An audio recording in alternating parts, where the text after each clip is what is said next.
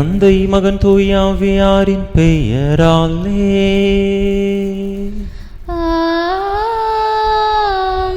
நம் ஆண்டவராகிய இயேசு கிறிஸ்துவின் அருளும் கடவுளின் அன்பும் தூய ஆவியாரின் நட்புறவும் உங்கள் அனைவரோடும் இருப்பதாக. உம் ஆன்மாவோடும் இருப்பதாக. இயேசுவில் அன்பார்ந்த சகோதர சகோதரிகளே, மீண்டுமாக இந்த கல்வாரி பலிபீடத்தை சுற்றி இயேசுவினுடைய அன்பை அருளை சுவைப்பதற்காக ஒரே குடும்பமாக குழுமியிருக்கின்றோம். தவ காலத்திலே பயணித்து கொண்டிருக்கக்கூடிய நாம் இறைவனுடைய அருள், இறைவனுடைய பிரசன்னம் நம்மோடு உடன் பயணிக்கின்றது என்கின்ற உணர்வோடு நம்முடைய வாழ்க்கையிலே இறைவனுடைய அருட்கர துணையோடு நல்லதொரு மாற்றத்தை ஏற்படுத்தி கொள்ள முன்வருவோம். இறைவன் விரும்புகின்ற மன மாற்றத்தை நம்முடைய வாழ்க்கையிலே பெற்றுக்கொண்டு இந்த தவ காலத்தை நல்ல அர்த்தமுள்ள ஒரு காலமாக பயன்படுத்தி இறைவனுக்கு உகந்த பிள்ளைகளாக மாறி அவரிடத்திலே நாம் திரும்பி வருவதற்கான வரத்தை கேட்டு தொடர்ந்து இந்த தெய்வீக திருப்பலியிலே இறைவனுடைய அருளுக்காக மன்றாடுவோம். தகுதியான விதத்தில் இந்த உயிருள்ள பலியை ஒப்பு கொடுக்க தடையாக இருக்கக்கூடிய நம்முடைய பாவங்கள், குற்றங்கள், குறைகள், பலவீனங்கள் அனைத்தையும் நினைத்து பார்த்து இறைவனிடத்திலே மன்னிப்பு வேண்டுவோம்.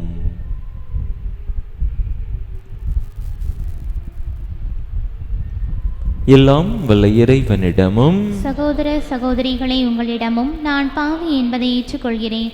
ஏனெனில் என் சிந்தனையாலும் சொல்லாலும் செயலாலும் கடமையில் தவறியதாலும் பாவங்கள் பல செய்தேன். என் பாவமே, என் பாவமே, என் பெரும் பாவமே. ஆகையால் இப்பொழுதும் கன்னியான புனித மரியாளையும் வானதூதர் புனிதர் அனைவரையும் சகோதர சகோதரிகளை உங்களையும் நம் இறைவனாகிய ஆண்டவரிடம் எனக்காக வேண்டிக் கொள்ள மன்றாடுகிறேன். எல்லாம் வல்ல இறைவன் நம் மீது இரக்கம் வைத்து நம் பாவங்களை எல்லாம் மன்னித்து நம்மை நிலை வாழ்வுக்கு அழைத்து செல்வாராக. ஆமென்.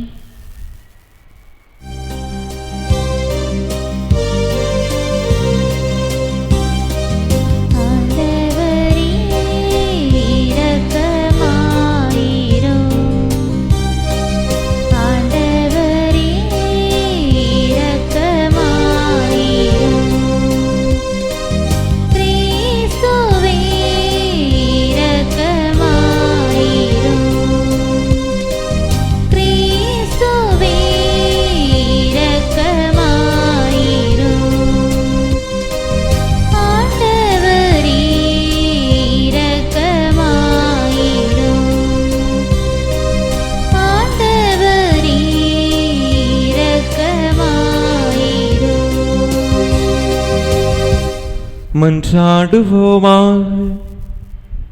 ஆண்டவரே எங்கள் இறைவா, உம்மக்களின் இறைப்பற்றை கனிவுடன் கண்ணோக்கியருள்ள உம்மை வேண்டுகின்றோ.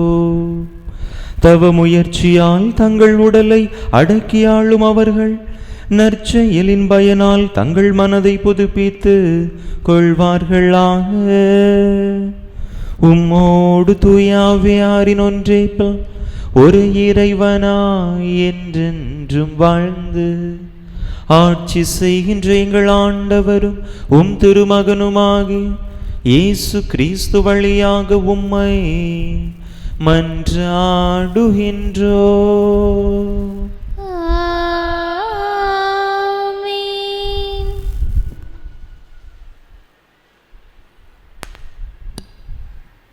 நினிவே மக்கள் தங்கள் தீய வழிகளை விட்டு விலகினார்கள். இறைவாக்கினர் யோனா நூலிலிருந்து வாசகம். அதிகாரம் 3, இறை வார்த்தைகள் 1 முதல் 10 வரை. இரண்டாம் முறையாக யோனாவுக்கு ஆண்டவரின் வாக்கு அருளப்பட்டது. அவர், நீ புறப்பட்டு நினிவே மாநகருக்கு போய் நான் உன்னிடம் சொல்லும் செய்தியை அங்குள்ளோருக்கு அறிவி என்றார். அவ்வாறே யோனா புறப்பட்டு ஆண்டவரது கட்டளைப்படி நினிவேக்கு சென்றார். நினிவே ஒரு மாபெரும் நகர். அதை கடக்க 3 நாள் ஆகும். யோனா நகருக்குள் சென்று ஒரு நாள் முழுதும் நடந்த பின் உரத்த குரலில், இன்னும் 40 நாளில் நினிவே அழிக்கப்படும் என்று அறிவித்தார். நினிவே நகர மக்கள் கடவுளின் செய்தியை நம்பி எல்லோரும் நோம்பிருக்க முடிவு செய்தார்கள். பெரியோர் சிறியோர் அனைவரும் சாக்கு உடை உடுத்தி கொண்டனர். இந்த செய்தி நினிவே அரசனுக்கு எட்டியது. அவன் தன் அரியணையை விட்டிறங்கி அரச உடைமையை களைந்துவிட்டு சாக்கு உடை உடுத்தி கொண்டு சாம்பல் மீது உட்கார்ந்தான். மேலும் அவன் ஓர் ஆணை பிறப்பித்து அதை நினிவே முழுவதும் பறைசாற்றச் செய்தான். இதனால் அரசரும் அரச அவையினரும் மற்றும் மக்கள் அனைவரும் அறிவிப்பதாவது: எந்த மனிதரும் உணவை சுவைத்து கூட பார்க்கக்கூடாது. ஆடு மாடு முதலிய விலங்குகளும் தீனி தின்னவோ தண்ணீர் குடிக்கவோ கூடாது. மனிதரும் விலங்குகளும் சாக்கு உடை உடுத்தி கொண்டிருக்க வேண்டும். ஒவ்வொருவரும் கடவுளை நோக்கி மன்றாட வேண்டும். தம் தீய வழிகளையும் தாம் செய்து வரும் கொடுஞ்செயல்களையும் விட்டொழிக்க வேண்டும். இவ்வாறு செய்தால் கடவுள் ஒருவேளை தன் மனதை மாற்றிக்கொள்வார். அவரது கடுஞ்சினமும் தனியும். நமது அழிவு வராது. கடவுள் அவர்கள் செய்தது அனைத்தையும் பார்த்தார். அவர்கள் தீய வழிகளில் நின்று விளங்கியதை அவர் கண்டு தம் மனதை மாற்றிக்கொண்டார். தாம் அவர்கள் மீது அனுப்புவதாக சொல்லியிருந்த தண்டனையை அனுப்பவில்லை. இது ஆண்டவர் வழங்கும் அருள்வாக்கு. இறைவனுக்கு நன்றி. பதிலுரை பாடல் பல்லவி. நொறுங்கிய உள்ளத்தை இறைவா நீர் அவமதிப்பதில்லை. நொறுங்கிய உள்ளத்தை இறைவா நீர் அவமதிப்பதில்லை. கடவுளே, உமது பேரன்பிற்கேற்ப எனக்கு இரங்கும். உமது அளவற்ற இரக்கத்திற்கேற்ப என் குற்றங்களை துடைத்தருளும். என் தீவினை முற்றிலும் நீங்கும்படி என்னை கழுவி அருளும். என் பாவம் அற்றுப்போகும்படி என்னை தூய்மைப்படுத்தி அருளும். பல்லவி. நொறுங்கிய உள்ளத்தை இறைவா நீர் அவமதிப்பதில்லை. கடவுளே, தூயதோர் உள்ளத்தை என்னுள்ளே படைத்தருளும். உறுதி தரும் ஆவியை, புதுப்பிக்கும் ஆவியை என்னுள்ளே உருவாக்கி அருளும். உமது முன்னிலையில் நின்று என்னை தள்ளிவிடாதேயும். உமது தூய ஆவியை என்னிடமிருந்து எடுத்து விடாதேயும். பல்லவி. நொறுங்கிய உள்ளத்தை இறைவா நீர் அவமதிப்பதில்லை. ஏனெனில் பலியினால் உம்மை மகிழ்விக்க முடியாது. நான் எரிபலி செலுத்தினாலும் நீர் அதில் நாட்டம் கொள்வதில்லை. கடவுளுக்கேற்ற பலி நொறுங்கிய நெஞ்சத்தை, கடவுளே, நொறுங்கிய குற்றமுணர்ந்த உள்ளத்தை நீர் அவமதிப்பதில்லை. பல்லவி. நொறுங்கிய உள்ளத்தை இறைவா நீர் அவமதிப்பதில்லை.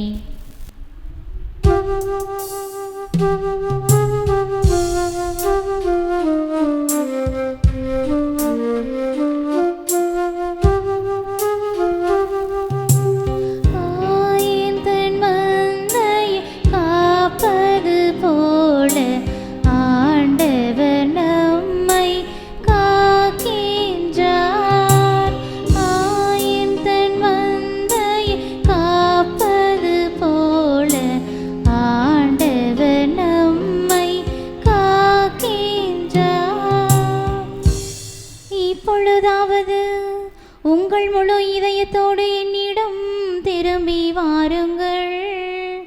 ஏனெனில் நாம் அருள் நிறைந்தவர், இரக்கம் பெறுபவர் என்கிறார் ஆண்டவர். ஆயின் தன் மந்தையை காப்பது போல ஆண்டவர் நம்மை காக்கின்றார். ஆண்டவர் உங்களோடு இருப்பாராக. உம் ஆன்மாவோடும் இருப்பாராக. லூக்கா எழுதிய தூய நற்செய்தியிலிருந்து வாசகம். ஆண்டவரே, மாட்சி உமக்கே. அதிகாரம் 11, இறை வசனங்கள் 29 முதல் 32 முடிய. லூக்கா நற்செய்தி அதிகாரம் 11, இறை வசனங்கள் 29 முதல் 32 முடிய. அக்காலத்தில் மக்கள் வந்து கூட கூட இயேசு கூறியது: இந்த தீய தலைமுறையினர் அடையாளம் கேட்கின்றனர். இவர்களுக்கு யோனாவின் அடையாளத்தை தவிர வேறு அடையாளம் எதுவும் கொடுக்கப்பட மாட்டாது. யோனா நினிவே மக்களுக்கு அடையாளமாய் இருந்ததை போன்று மானிட மகனும் இந்த தலைமுறையினருக்கு அடையாளமாய் இருப்பார். தீர்ப்பு நாளில் தென்னாட்டு அரசி இத்தலைமுறையினரோடு எழுந்து இவர்களை கண்டனம் செய்வார். ஏனெனில் அவர் சாலமோனின் ஞானத்தை கேட்க உலகின் கடைக்கோடியிலிருந்து வந்தவர். ஆனால் இங்கிருப்பவர் சாலமோனிலும் பெரியவர் அல்லவா? தீர்ப்பு நாளில் நினிவே மக்கள் இத்தலைமுறையினரோடு எழுந்து இவர்களை கண்டனம் செய்வார்கள். ஏனெனில் யோனா அறிவித்த செய்தியை கேட்டு அவர்கள் மனம் மாறியவர்கள். ஆனால் இங்கிருப்பவர் யோனாவை விட பெரியவர் அல்லவா? ஆண்டவரின் அருள் வாக்கு. கிறிஸ்துவே உமக்கு புகழ்.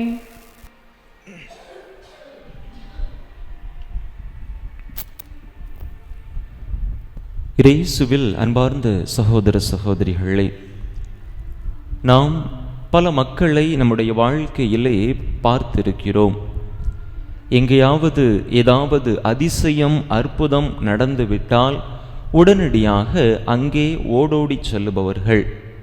அந்த ஜெப கூட்டத்தில் அற்புதம் நடந்துவிட்டது, இந்த ஜெப கூட்டத்தில் அதிசயம் நடந்துவிட்டது என்ற உடனேயே இவர்களும் ஓடோடி சென்று அந்த கூட்டத்திற்கு போய் தங்களுக்கும் ஏதாவது அதிசயம் நடக்காதா, தங்களுக்கும் ஏதாவது அற்புதம் நடக்காதா என்று ஓடி தேடி அலைவதை நம்முடைய வாழ்க்கையிலே நாம் பார்த்திருக்கிறோம். ஏன் பல நேரங்களில் நாமே கூட அப்படிப்பட்ட இடங்களுக்கு ஓடோடி செல்பவர்களாக இருக்கிறோம். இப்படிப்பட்டவர்களுக்குத்தான் ஆண்டவர் இன்றைய நற்செய்தியின் மூலமாக அருமையான ஒரு படிப்பினையை எடுத்து கூறுகின்றார்.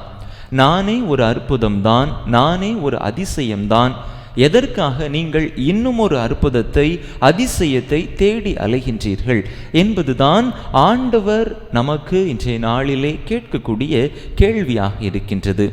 ஆண்டவருடைய உடனிருப்பு, ஆண்டவருடைய பிரசன்னம் நம்மோடு இருக்கின்ற பொழுது நமக்கு வேறு எந்த புதுமைகளும் தேவையில்லை, வேறு எந்த அடையாளங்களும் தேவையில்லை.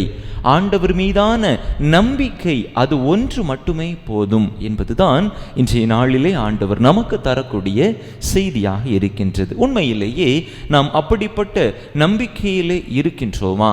அல்லது என்னுடைய வாழ்விலும் ஏதாவது புதுமை நடந்திராதா, என்னுடைய வாழ்விலும் ஏதாவது ஒரு அடையாளம் நடந்திராதா என்கின்ற ஒரு கண்ணோட்டத்தில் நம்முடைய வாழ்க்கையை நாம் நகர்த்தி கொண்டிருக்கின்றோமா என்று சிந்தித்து பார்ப்போம். அன்பு மக்களே, நம்முடைய இந்த மனித வாழ்வை, நாம் வாழக்கூடிய இந்த வாழ்வை நாம் சிந்தித்து பார்த்தாலே இதுவே ஒரு மிகப்பெரிய புதுமை, இதுவே ஒரு மிகப்பெரிய அதிசயம் என்பதை நம்மால் உணர்ந்து கொள்ள முடியும். நம்முடைய வாழ்வு இயல்பாக எந்தவித பிரச்சனையும் இல்லாமல் சென்று கொண்டிருக்கின்ற பொழுது நாம் இறைவன் நமக்கு கொடுத்த இந்த மிகப்பெரிய கொடையை குறித்து சிந்தித்து பார்ப்பதில்லை. ஆனால் எப்பொழுது நம்முடைய வாழ்வில், நம்முடைய உடலில் ஏதாவது அசௌகரியங்களை நாம் அனுபவிக்க ஆரம்பிக்கிறோமோ அப்பொழுதுதான் ஆண்டவருடைய அந்த மகத்துவத்தின் வல்லமையின் முக்கியத்துவத்தை நம்முடைய வாழ்க்கையிலே நாம் புரிந்து கொள்ள ஆரம்பிக்கின்றோம். இயல்பாக நாம் சுவாசித்து கொண்டிருக்கின்றோம், அதிலே எந்த ஒரு பிரச்சனையும் இல்லாதவரை நமக்கு எந்த கவலையும் இல்லை, நாம் அதை குறித்து சிந்திப்பதே கிடையாது. அது ஒரு அனிச்சை செயல் போன்று இயல்பாக நடந்து கொண்டே இருக்கும். ஆனால் எப்பொழுது அதிலே ஒரு பிரச்சனை ஏற்படுகிறதோ, எப்பொழுது நமக்கு சுவாசிப்பதிலே சிரமம் ஏற்படுகிறதோ, எப்பொழுது ஆக்சிஜன் தட்டுப்பாடு ஏற்பட்டு ஆக்சிஜன் சிலிண்டருக்காக ஓடி அலைகின்றோமோ அப்பொழுதுதான் நாம் ஆண்டவருடைய அந்த மகத்துவத்தை நம்முடைய வாழ்க்கையிலே புரிந்து கொள்கிறோம். இயல்பாக ஒவ்வொரு நாளும் நான் சுவாசித்து கொண்டிருக்கிறேன், எந்த பிரச்சனையும் இல்லை. ஆனால் எனக்கு அந்த சுவாசத்திலே ஒரு குறை ஏற்படுகின்ற பொழுதுதானே நான் ஆண்டவரை குறித்து சிந்திக்கின்றேன், தியானிக்கின்றேன். ஆண்டவர் கொடுத்த இந்த ஒரு மிகப்பெரிய புதுமையை, கொடையை என்னுடைய வாழ்க்கையிலே நினைத்து பார்த்து என்றாவது நான் அவருக்கு நன்றி செலுத்தி இருக்கிறேனா என்று சிந்தித்து பார்த்தோம் என்று சொன்னால் அது ஒரு மிகப்பெரிய கேள்விக்குறியாக இருக்கின்றது. நம்முடைய உடல் உறுப்புகள் நன்றாக இயங்கிக் கொண்டிருக்கின்றன, அதுவரையில் நமக்கு கவலை இல்லை, அதை குறித்த சிந்தனை இல்லை. ஆனால் எப்பொழுது இதயத்திற்கு செல்லக்கூடிய அந்த இரத்த குழாயிலே ஒரு அடைப்பு, அங்கே கொழுப்பு போய் அடைத்து கொண்டது என்று மருத்துவர் சொல்லுகின்றாரோ அப்பொழுதுதான் நாம் அதை குறித்து சிந்திக்க ஆரம்பிக்கின்றோம், தியானிக்க ஆரம்பிக்கின்றோம். அதுவரையில் நமக்கு அதை குறித்த சிந்தனையே இல்லை. எவ்வளவு பெரிய அற்புதம், எவ்வளவு பெரிய அதிசயம் நம்முடைய உடலுக்குள்ளேயே இருந்திருக்கிறது, இதை இத்தனை நாட்கள் கண்டுகொள்ளாமல் இருந்திருக்கிறோம் என்று அப்பொழுதுதான் நாம் நினைக்கின்றோம், அப்பொழுதுதான் ஆலயங்களையும் மருத்துவமனைகளையும் தேடி ஓடுகின்றோம். அன்பு மக்களே, அப்படிப்பட்ட ஒரு நிலையிலே நம்முடைய வாழ்க்கையை நாம் நகர்த்தி கொண்டிருக்கிறாமல், நாம் வாழக்கூடிய ஒவ்வொரு நொடி பொழுதும் ஆண்டவருடைய அதிசயம், ஆண்டவருடைய அற்புதம், ஆண்டவர் நம்முடைய வாழ்க்கையிலே நிகழ்த்தி கொண்டிருக்கக்கூடிய புதுமை என்பதை நினைத்து நாம் வாழ்ந்தோம் என்று சொன்னால், நிச்சயமாக நாம் அதிசயங்களையும் அற்புதங்களையும் புதுமைகளையும் தேடி பல இடங்களுக்கு ஓடோடி செல்ல மாட்டோம். ஆண்டவருடைய இந்த மிகப்பெரிய மகத்துவத்தை நம்முடைய வாழ்க்கையிலே எண்ணி நாம் எப்பொழுது அதன்படி நம்முடைய வாழ்க்கையை நடத்த ஆரம்பிக்கிறோமோ, அப்பொழுது உண்மையிலேயே இப்படிப்பட்ட அதிசயங்கள், அற்புதங்கள், புதுமைகள் நமக்கு தேவைப்படுவதே இல்லை. அன்பு மக்களே, நம்முடைய வாழ்க்கையை சற்று சிந்தித்து பார்ப்போம். இறைவன் நமக்கு கொடுத்திருக்கக்கூடிய மிகப்பெரிய கொடையே, ஒப்புயர்வற்ற கொடையே, ஈடு இணையில்லாத கொடையே நம்முடைய வாழ்க்கை தான், நம்முடைய உடல்தான். அதை நாம் இறைவனுக்கு உகந்த விதத்திலே இறைவனுடைய கொடை என்பதை உணர்ந்து வாழ தொடங்கிவிட்டோம் என்று சொன்னால், நிச்சயமாக நம்முடைய வாழ்வே ஒரு அதிசயமாக, ஒரு புதுமையாக மாறிவிடும். எப்படிப்பட்ட வெளிப்புற அடையாளங்களும் அதிசயங்களும் அதற்கு பிற்பாடு நமக்கு தேவைப்படாது. எனவே இந்த தவ காலத்திலே பயணித்து கொண்டிருக்கக்கூடிய நாம் இருப்பதும் இயங்குவதும் அவருடைய அருளால் தான் என்பதை உணர்ந்து கொண்டவர்களாக இறைவன் கொடுத்த இந்த மிகப்பெரிய கொடையை, இந்த மிகப்பெரிய வாழ்வை அர்த்தமுள்ள விதத்திலே வாழ கற்றுக்கொள்வோம். தேவையற்ற அடையாளங்களை கேட்டு, தேவையற்ற வெளிப்புற புதுமைகளை கேட்டு நாம் இறைவனை சோதிக்காமல், இறைவனுடைய கொடைகளை நினைத்து அவருக்கு நன்றி கூறியவர்களாக அதன்படி நம்முடைய வாழ்வை அமைத்து கொள்வோம். அப்படி செய்தோம் என்று சொன்னால், நிச்சயமாக இறைவனுடைய அருள் ஆசீர் அளப்பெரிய விதத்திலே நம் ஒவ்வொருவரையும் வந்தடையும். எனவே அப்படிப்பட்ட அந்த நல்ல உயர்வான மனநிலையோடு வாழக்கூடிய வரத்தை கேட்டு தொடர்ந்து இந்த பலியிலே இறைவனுடைய அருளுக்காக, ஆசீருக்காக மன்றாடுவோம். ஆமென்.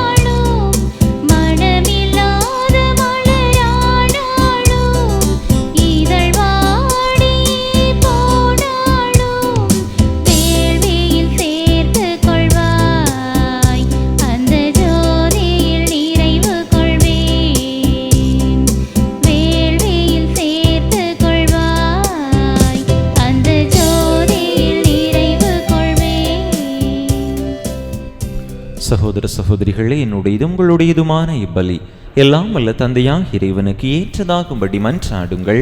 ஆண்டவர் தம் திருப்பெயரின் புகழ்ச்சிக்காகவும் ஆட்சிக்காகவும் நமது நன்மைக்காகவும் புனித திரு அவையின் அனைத்து நலன்களுக்காகவும் உமது கையிலிருந்து இப்பலியை ஏற்றுக்கொள்வாராக.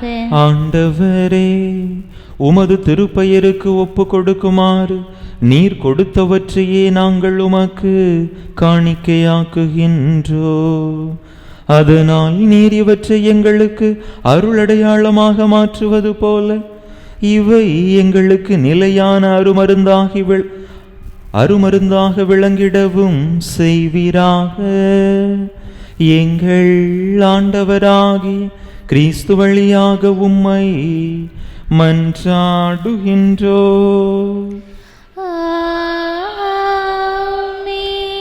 ஆண்டவர் உங்களோடு இருப்பாராக, உம் ஆன்மாவோடும் இருப்பாராக. இதயங்களை மேலே எழுப்புங்கள், ஆண்டவரிடம் எழுப்பியுள்ளோம். நம் இறைவனாகிய ஆண்டவருக்கு நன்றி கூறுவோம். அது தகுதியும் நீதியும் ஆனதே. ஆண்டவரே, தூயவரான தந்தையே, இன்றும் உள்ள எல்லாம் வல்ல இறைவா, என்னாலும் எவ்விடத்திலும் நாங்கள் உமக்கு நன்றி செலுத்துவது மெய்யாகவே தகுதியும் நீதியுமாகும். எங்கள் கடமையும் மீட்புக்குரிய செயலுமாகும். எங்கள் தவ முயற்சிகளால் நாங்கள் உமக்கு நன்றி செலுத்தவும், எங்கள் ஆணவத்தை தளர்த்தவும், ஏழைகளுக்கு உணவளிக்கவும், இவ்வாறு உமது கனிவிரக்கத்தை பின்பற்றவும் நீர் திருவுளமானீர். ஆகவே எண்ணற்ற வானதூதரோடு சேர்ந்து நாங்களும் உமை போற்றி புகழ்ந்தேத்தி ஒரே குரலில் பாடுவதாவது: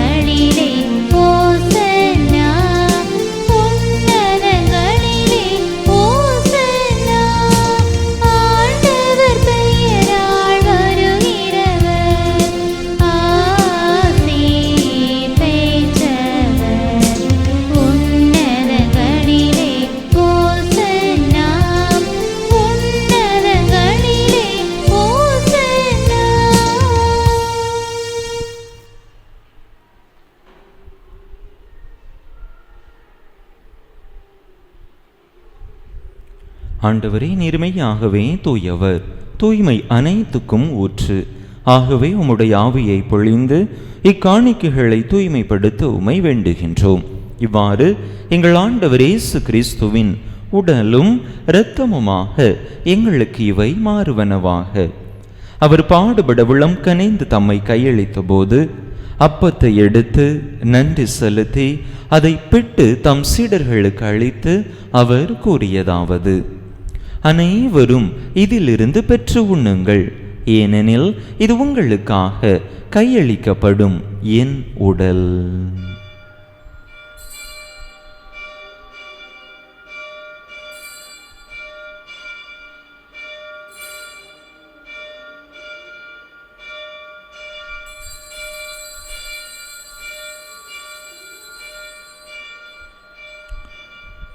அவ்வண்ணமே இரவு விருந்தை அருந்திய பின் கிண்ணத்தையும் எடுத்து மீண்டும் உமக்கு நன்றி கூறி தம் சீடர்களுக்கு அளித்து அவர் கூறியதாவது: அனைவரும் இதிலிருந்து பெற்று பருகுங்கள், ஏனெனில் இது புதிய நிலையான உடன்படிக்கைக்குரிய என் இரத்தத்தின் கிண்ணம்.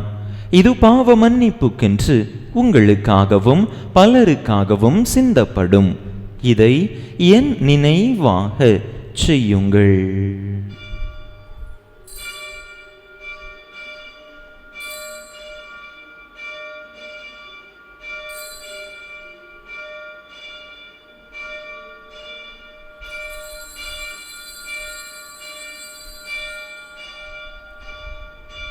நம்பிக்கையின் மறைபொருள்.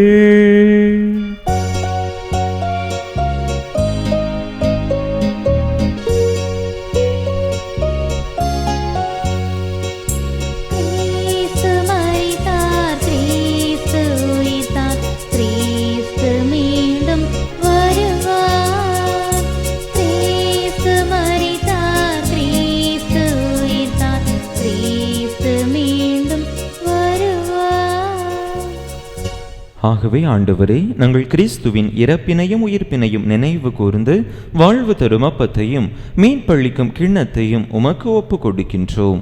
உம் திருமுன் நின்று உமக்கு ஊழியம் புரிய தகுந்தவர்கள் என எங்களை ஏற்றுக்கொண்டீர். எனவே உமக்கு நன்றி செலுத்துகின்றோம். மேலும் கிறிஸ்துவின் உடலிலும் இரத்தத்திலும் பங்கு கொள்ளும் எங்களை தூய ஆவியார் ஒன்று சேர்க்க வேண்டுமென உமை தாழ்மையுடன் மன்றாடுகின்றோம். ஆண்டவரே, உலகெங்கும் பரவியிருக்கும் உமது திரு அவையை நினைவு கூர்ந்தருளும். எங்கள் திருத்தந்தை பிரான்சிஸ், எங்கள் ஆயர் ஸ்டீஃபன், எல்லா திருநிலையினர் ஆகிய அனைவரோடும் உமது திரு அவை அன்பில் நிறைவு பெறச் செய்தருளும்.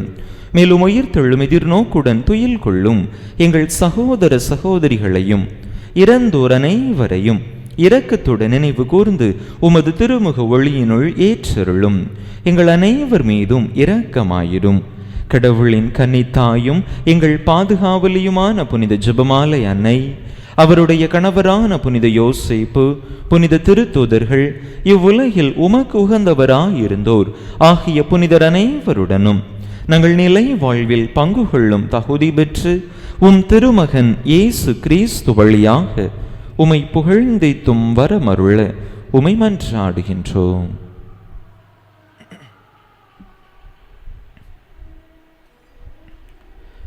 இவர் வழியாக இவரோடு இவரில் எல்லாம் வல்ல இறைவனாகிய தந்தையே, தூயாவியாரின் ஒன்றிப்பில் எல்லா புகழும் மாட்சியும் என்றென்றும் உமக்கு உரியதே.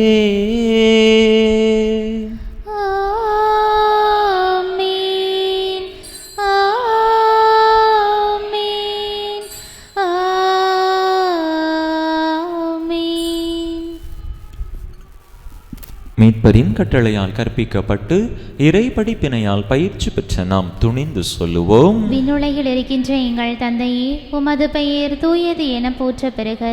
உமது ஆட்சி வருக. உமது திருவுளம் விண்ணுலகில் நிறைவேறுவது போல மண்ணுலகிலும் நிறைவேறுக. எங்கள் அன்றாட உணவை இன்று எங்களுக்கு தாரும். எங்களுக்கு எதிராக குற்றம் செய்வோரை நாங்கள் மன்னிப்பது போல எங்கள் குற்றங்களை மன்னியும். எங்களை சோதனைக்கு உட்படுத்தாதையும் தீமையிலிருந்து எங்களை விடுவித்தருளும். ஆண்டவரே, தீமை அனைத்திலிருந்தும் எங்களை விடுவித்து எங்கள் வாழ்நாளில் அமைதியை கனிவுடன் அருள உமை மன்றாடுகின்றோம். உமது இரக்கத்தின் உதவியால் நாங்கள் பாவத்திலிருந்து எப்போதும் விடுதலை பெற்று யாதொரு கலக்கமுமின்றி நலமாயிருப்போமாக. நாங்கள் எதிர்நோக்கி இருக்கும் பேரின்பத்துக்காகவும் மீட்பராகிய இயேசு கிறிஸ்துவின் வருகைக்காகவும் காத்திருக்கின்றோம். ஏனெனில் ஆட்சியும் வல்லமையும் மாட்சியும் என்றென்றும் உமதே. ஆண்டவரே இயேசு கிறிஸ்துவே, அமைதியை உங்களுக்கு விட்டுச் செல்லுகின்றேன், என் அமைதியையே உங்களுக்கு அளிக்கின்றேன் என்றும் திருத்தூதர்களுக்கு மொழிந்தீரே. எங்கள் பாவங்களை பாராமல் உமது திரு அவையின் நம்பிக்கையை கண்ணோக்கி உமது திருவுளத்துக்கு ஏற்ப அதற்கு அமைதியையும் ஒற்றுமையையும் அளித்தருள்வீராக. என்றென்றும் வாழ்ந்து ஆட்சி செய்கின்றவர் நீரே. ஆமென். ஆண்டவருடைய அமைதி உங்கள் அனைவரோடும் என்றும் இருப்பதாக. உம் ஆன்மாவோடும் இருப்பதாக. ஒருவருக்கொருவர் கிறிஸ்து வழங்கும் அமைதியை பகிர்ந்து கொள்வோம்.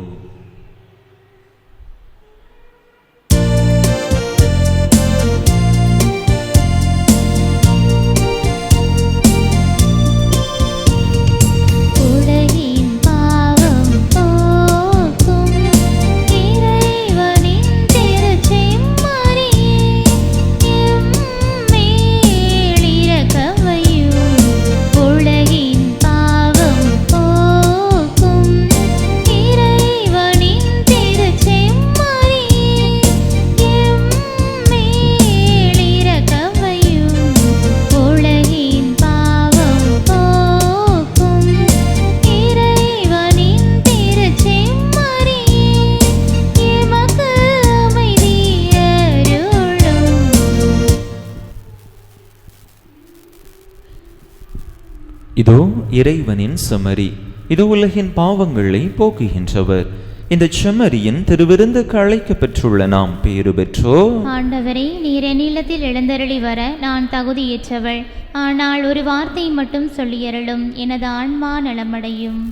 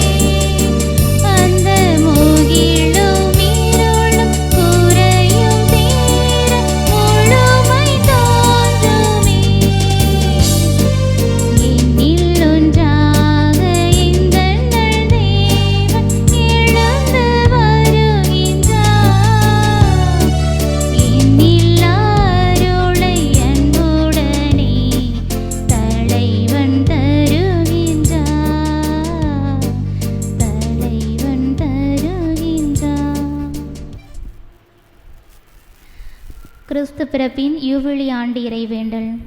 விண்ணக தந்தையே, உம் திருமகன் இயேசு கிறிஸ்துவில் நீர் எங்களுக்கு வழங்கிய நம்பிக்கைக்காக உமக்கு நன்றி. தூய ஆவியார் வழியாக தந்த பிறரன்பு என்னும் கொடைக்காக நன்றி. இந்த நம்பிக்கையாலும் அன்பாலும் உமது அரசின் வருகையை எதிர்நோக்கும் அருளை எங்களுக்கு தாரும். உமது நற்செய்தியின் சான்றுகளாக எங்களை மாற்றும். தீமையின் ஆற்றல்களை எங்களிடமிருந்து அகற்றும். நாங்களும் இவ்வுலகும் புதிய விண்ணகம் புதிய மன்னகம் நோக்கிய பயணத்தில் இறை வார்த்தையால் மாற்றம் பெறுவோமாக. இந்த யூபிலி கொண்டாட்டத்தின் அருள் எதிர்நோக்கின் திருப்பயணிகளாகிய எங்களை வழி நடத்தட்டும். விண்ணக செல்வங்களுக்கான ஆர்வத்தை எம்மில் தூண்டி எழுப்பட்டும். எம் மீட்பர் இயேசுவின் மகிழ்ச்சியும் அமைதியும் உலகை நிரப்புவதாக. மூவொரு கடவுளே, உமக்கே மாட்சி, உமக்கே புகழ், உமக்கே நன்றி. ஆமென். ஆண்டவரே, உம்மில் நம்பிக்கை கொள்வோர் அனைவரும் மகிழ்வுறுவார்களாக. எந்நாளும் அவர்கள் அக்களிப்பார்களாக. நீர் அவர்களிடையே குடிகொள்வீர். மன்றாடுவோமாக. எல்லாம் வல்ல இறைவா, உம் அருளடையாளங்களால் எங்களுக்கு ஊட்டமளிக்க நீர் தவறுவதில்லை. இவை அளிக்கும் புத்துணர்வு எங்களுக்கு நிலை வாழ்வை வழங்கிட அருள் புரிவீராக. எங்கள் ஆண்டவராகிய கிறிஸ்து வழியாக உம்மை மன்றாடுகின்றோ.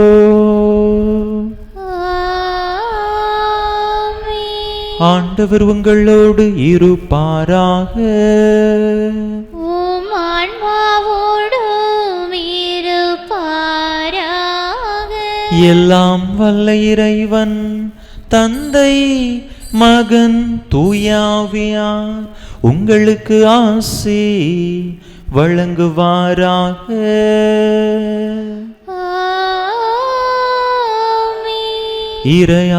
இறை நிறைவாக பெற்றவர்களாக சென்று வாருங்கள்.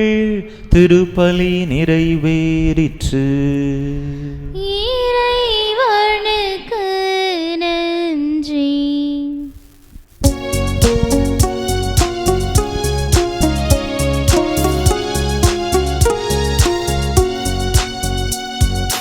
மாநிலம் போற்றிடும் மாவலனே, திருமாமரி காவலனே. மாநிலம் போற்றிடும் மாவலனே, திருமாமரி காவலனே. புனிதருள் முதல்வனே, புகழ் சுமந்த புனிதருள் முதல்வனே, புகழ் சுமந்த முனிவளனே, உன் பதம் பணிந்தோம். மாநிலம் போற்றிடும் மாவலனே, திருமாமரி காவலனே.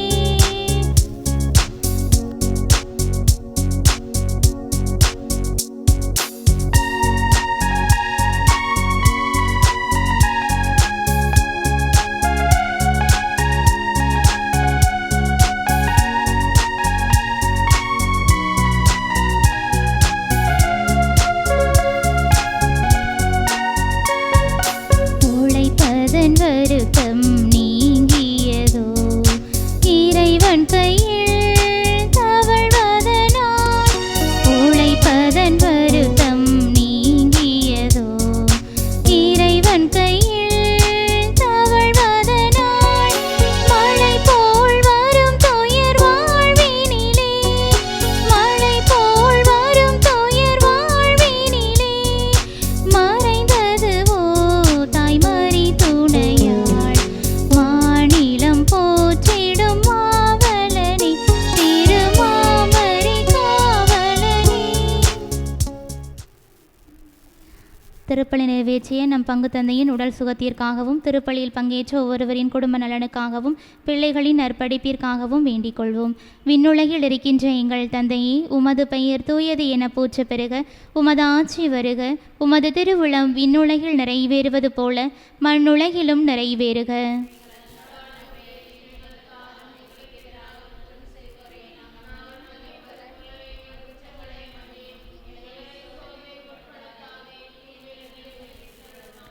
அருள் நிறைந்த மரியே வாழ்க, ஆண்டவர் உம்முடனே, பெண்களுள் ஆசீர் பெற்றவள் நீரே. உம்முடைய திருவயிற்றின் கனியாகிய இயேசுவும் ஆசீர் பெற்றவரே.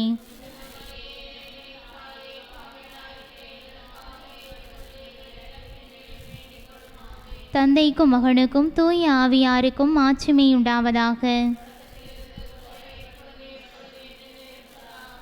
புனித ஜெபமாலை அன்னையே, புனித ஜெபமாலை அன்னையே, புனித ஜெபமாலை அன்னையே.